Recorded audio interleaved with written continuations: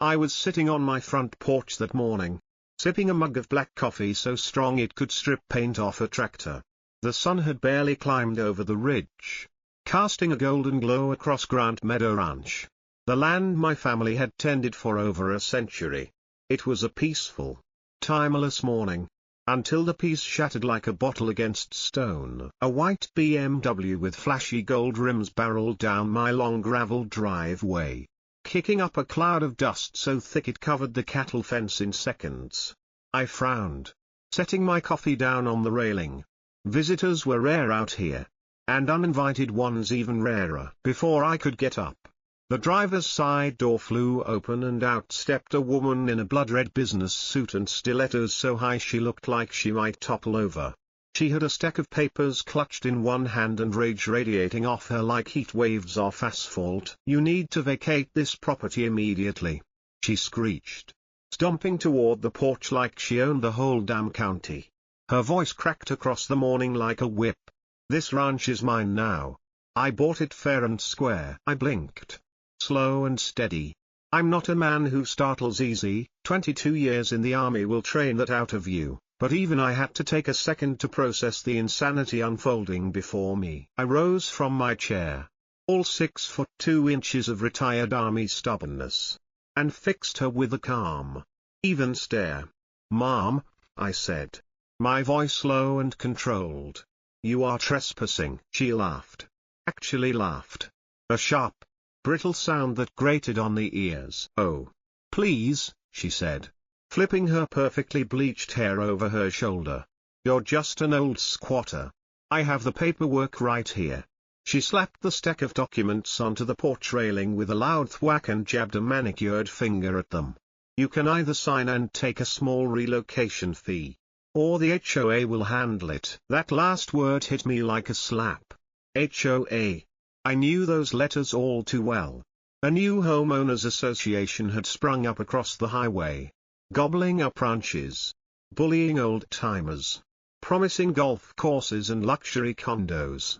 But my ranch was not part of their little empire. Not now. Not ever. I leaned in close enough to smell her cloying perfume and said, slow and clear, "Get off my land." Her face turned the color of a ripe tomato.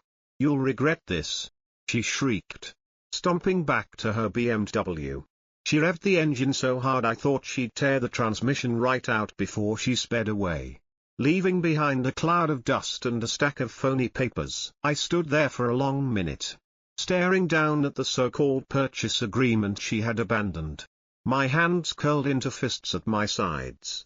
There was no doubt in my mind, this woman, whoever the hell she was, wasn't going to stop with one tantrum. And as much as I wished it were just an isolated incident, I knew deep in my gut, the real battle was just beginning. Because the land under my boots wasn't just dirt. It was legacy. It was blood. It was family. And I wasn't about to hand it over to some high-heeled city predator without a fight. Not now. Not ever. 3 days passed after Karen's first little stunt. 3 days of perfect quiet. Almost too quiet. Like the air right before a tornado touches down. I kept to my routines, feeding the cattle, patching fences, sipping black coffee on the porch, but every morning I looked down that long dirt driveway, half expecting trouble. Trouble didn't disappoint. It was just past noon when I heard it, the rumble of engines, the crunch of tires on gravel. I set down my hammer and wiped the sweat from my brow, squinting into the heat haze. Sure enough, a whole convoy was barreling up my driveway. Not just Karen this time. No sir. 4 black SUVs, 2 pickup trucks, and a moving van big enough to haul a circus. Out poured a small army, a pack of suits with briefcases, guys in construction vests, and clipboard-waving so-called property consultants.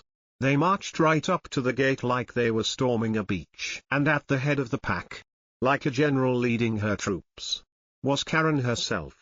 High heels stabbing into the gravel, red lipstick gleaming like blood. "This is your final courtesy inspection," she announced, waving a fresh stack of papers over her head. We're authorized under the new ownership agreement to assess the property before transfer. I crossed my arms over my chest. Boots planted firm. You ain't authorized to do jack, I said flatly. And you're trespassing. Karen ignored me, barking orders at the construction crew to start measuring fence lines and at the suits to document current asset conditions. One of the clipboard guys had the nerve to strut right past me, heading toward my barn like he already owned the place. I didn't move. Not yet. Let them dig their own graves first. I pulled out my old smartphone. Steady hands hitting record. The camera caught everything, every trespassing step, every fake inspection note, every smug smile. You're all being recorded, I said. Voice steady but carrying. You are illegally on private property. You are in violation of state trespassing laws. One of the suits sneered at me. Another pulled out his own phone and started recording me back. Hostile and non-compliant, he said aloud, like he was narrating a court deposition, documenting refusal to cooperate. I didn't flinch. I didn't rise to the bait. 22 years in the army taught me patience in the face of worse than this bunch. Then the real trouble started. From the corner of my eye, I saw it, one of the clipboard crew arguing with Tyler, the neighbor's kid I hired part-time. Tyler pointed back toward the gate, telling him to leave. The suit shoved him hard. Tyler stumbled backward into the cattle fence. Crack! The old wooden posts gave way. And before anyone could blink, a dozen head of cattle burst through the gap like a stampede at a rodeo. The field exploded into chaos. Cows charged through the yard, sending suits and clipboard warriors diving for cover. Someone shrieked. A hard hat went flying.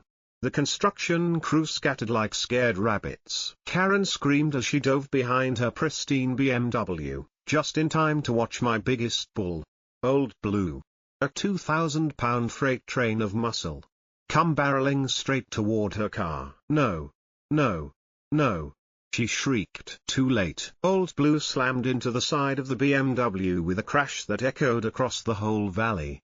Metal crumpled like paper. The alarm shrieked louder than Karen herself. Doors caved.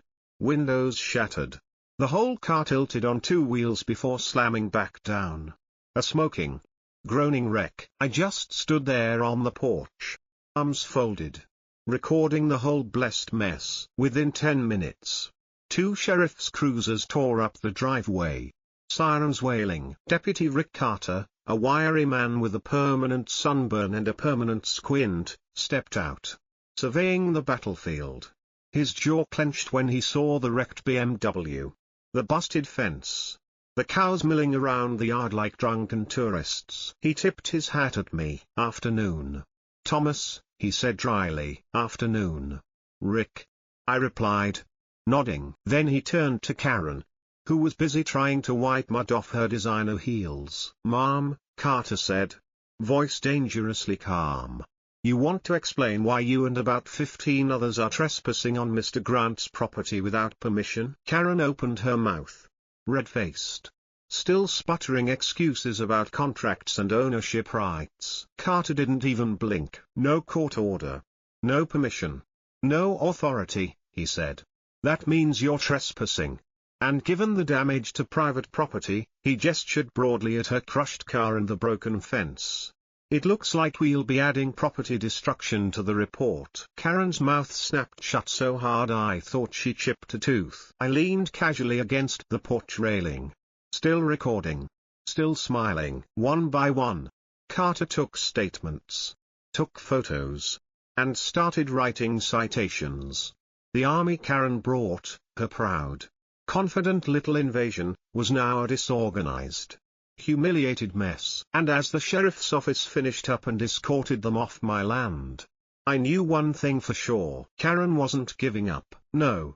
This was just her first real punch. And judging by the rage burning in her eyes as she peeled away in a mud-splattered BMW, I hadn't seen anything yet. The war for Grant Meadow Ranch had only just begun. For a few blessed days after the cattle stampede fiasco, life at Grant Meadow Ranch returned to something like normal. I patched up the broken fence. Tyler helped haul lumber. The cows settled down. The sky stretched wide and blue over fields of swaying grass. And I almost let myself believe that maybe, just maybe, Karen had learned her lesson. I should have known better. Troublemakers like her didn't quit. They just changed tactics. It was near midnight when the next move came. I was sitting by the window in the old study, thumbing through some dusty ledgers, when I caught a flicker of movement outside, a shadow where no shadow should be. I froze. Listened. There, the faint crunch of boots on gravel, barely audible over the chirp of crickets and the rustle of the night breeze. Someone was sneaking onto my property. I moved like a ghost, grabbing my sidearm from the locked cabinet and slipping out the back door.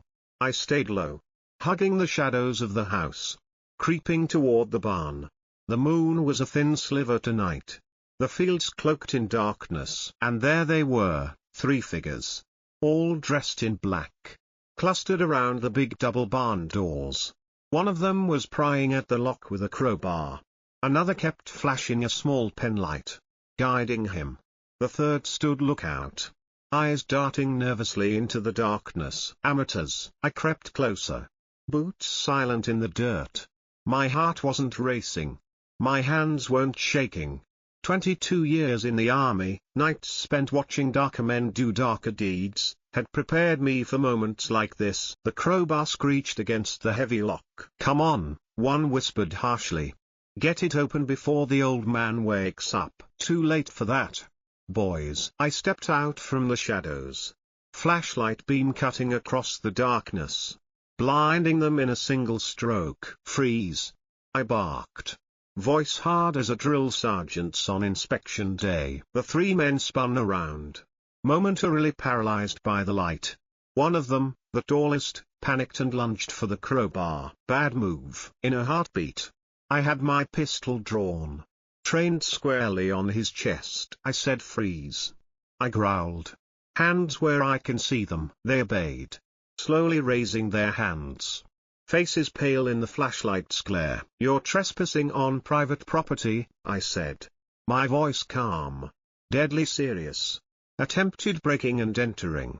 And you're going to sit right there until the sheriff comes to collect you." One of the smaller guys bolted, making a break for the truck parked a few yards away. Wrong decision. I pivoted, lined him up with the flashlight and shouted, "You take one more step, son, and you'll be chewing buckshot for breakfast." He skidded to a stop so fast he nearly fell flat on his face. "Good choice," I muttered, keeping my weapon steady. I backed them up against a fence post, a makeshift holding pen, and made them sit.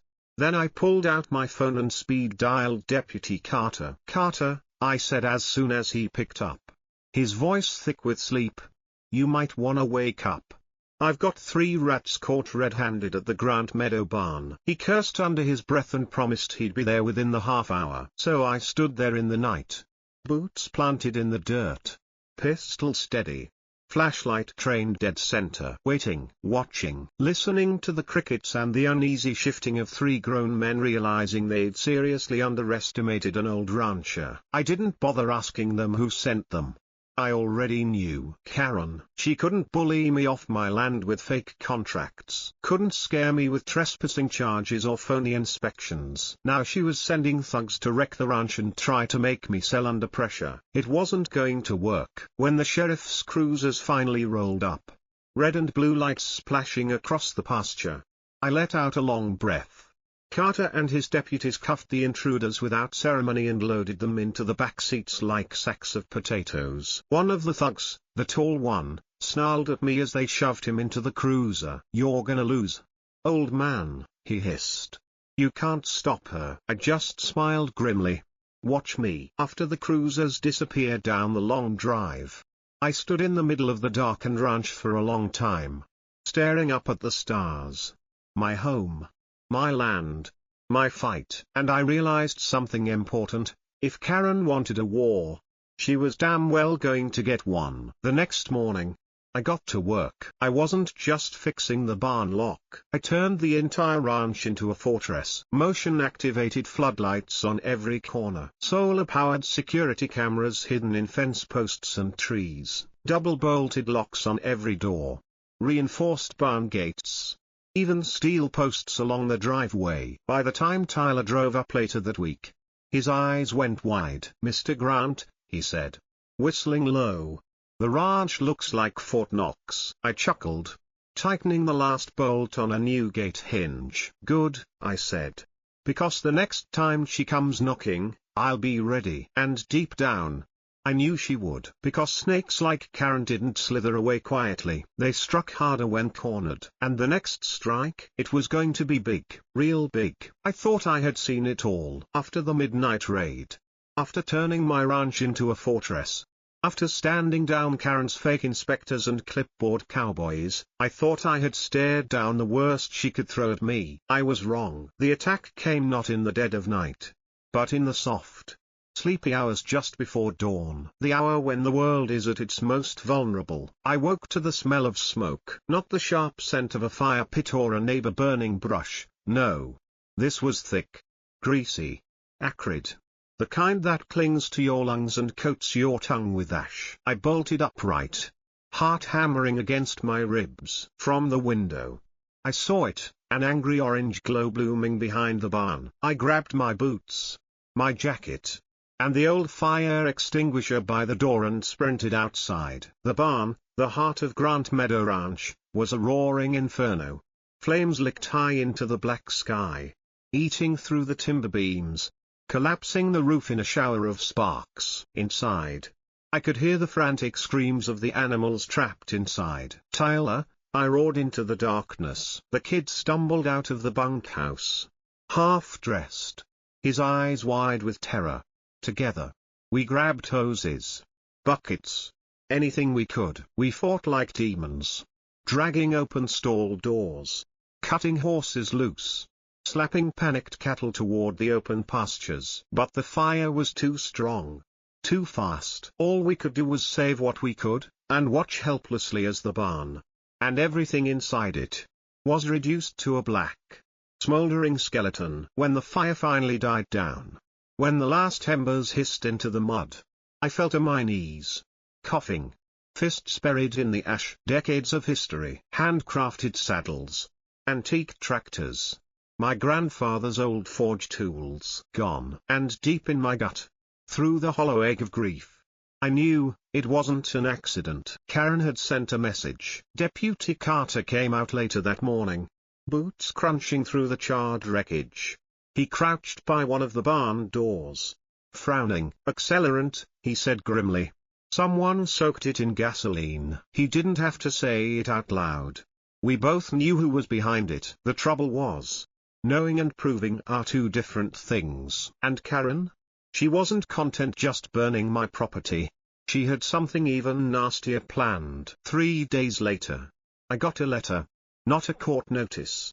Not an official summons. A thick manila envelope, shoved under my front door. Inside were copies of fake complaints, animal cruelty, environmental violations, endangerment, all filed under my name at the county office. Accusations so foul, so absurd, they turned my stomach. According to these lies, I was an abusive, negligent old man who didn't deserve the land he lived on.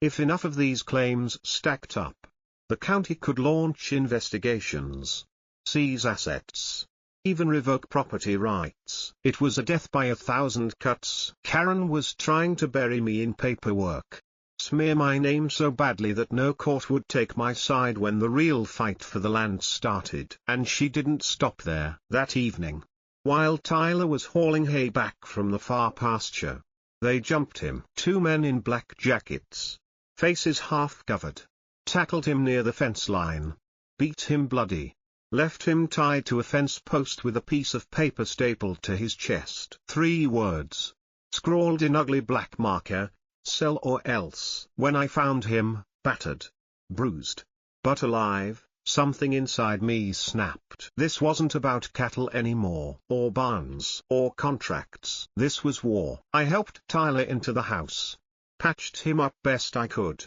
and made 2 phone calls. First to Deputy Carter, who immediately dispatched a full investigation team, and then to Jack Lawson, my lawyer, my old army buddy, and the best damn courtroom bulldog in the state. By nightfall, We had a plan. Every recording, every photo, every threatening note was catalogued, duplicated, and filed. Witness statements from Tyler.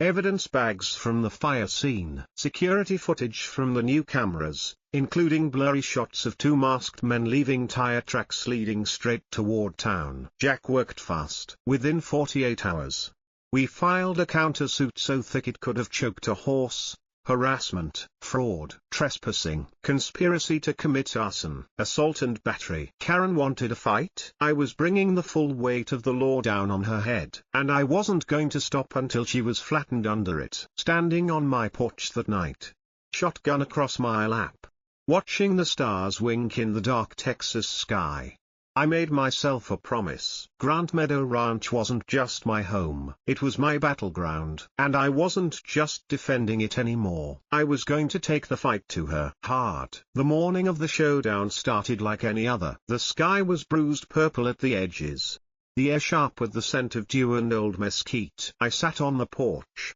coffee steaming in my hands, watching the first slivers of sunlight spill over the hills. And then I heard it. The rumble of engines. Not one or two. A whole convoy. I set the cup down carefully, my heart steady as stone.